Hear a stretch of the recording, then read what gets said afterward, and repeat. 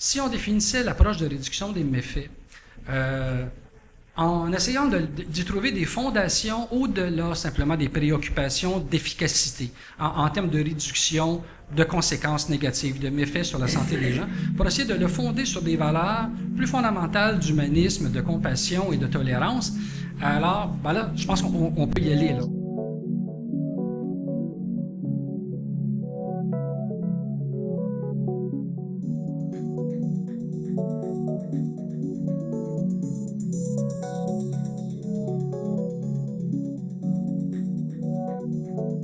Alors, en termes de définition, donc c'est toujours important d'avoir les mêmes balises. Il y a une définition qui a été donnée en 95 par l'OMS et qui reste encore tout à fait appropriée. Toutes les procédures qui impliquent une coupure, un retrait quelconque, partiel ou total, des organes génitaux féminins, que ce soit pour des raisons culturelles ou pour des raisons non thérapeutiques. Nous essayons de ne pas utiliser des mots qui pourraient déjà être ancrés dans des valeurs culturelles ou des jugements ou des perceptions a priori erronées. Il y a quand même différentes propositions qui circulent. Le choix plus englobant est FGC. Alors, ça a été introduit plus récemment pour être plus inclusif et pour enlever la connotation négative de mutilation, mais plutôt de coupure plutôt que de mutilation. D'où sont donc les pays où on pratique l'excision, l'infibulation. De façon générale, vous avez le Bénin, le Burkina, donc l'Afrique de l'Ouest, la Corne de l'Afrique.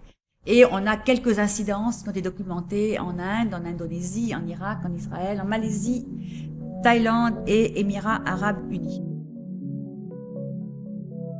Un des points importants que je veux laisser avec vous, c'est la notion de pouvoir être sensible à un contexte qui est de plus en plus pluriethnique et donc qui demande de réfléchir à nos actions que nous faisons dans le milieu dans une perspective non pas d'adaptation en soi, mais de personnalisation.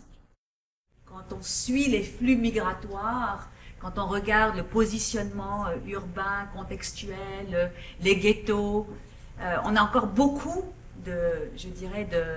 d'endroits où il y a peu de mixité, surtout parmi les nouveaux arrivants, et c'est là où on a du travail à faire connaître les principes de vie au niveau du Canada.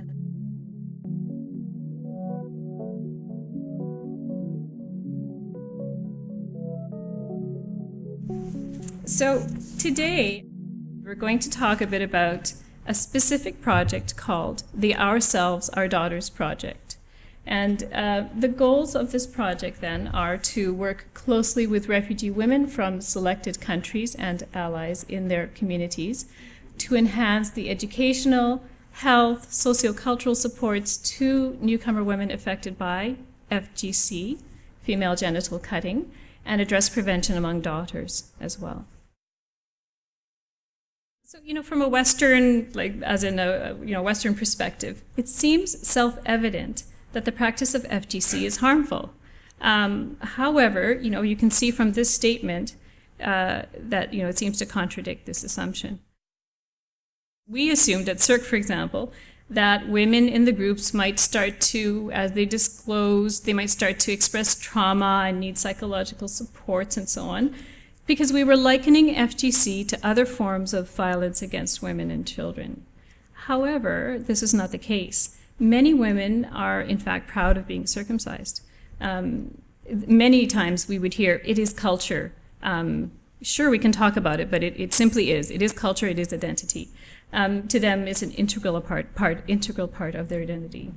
I guess our learning there was that it became clear to us that we have to be really careful about looking at benefits, looking at harms, and looking at who defines them.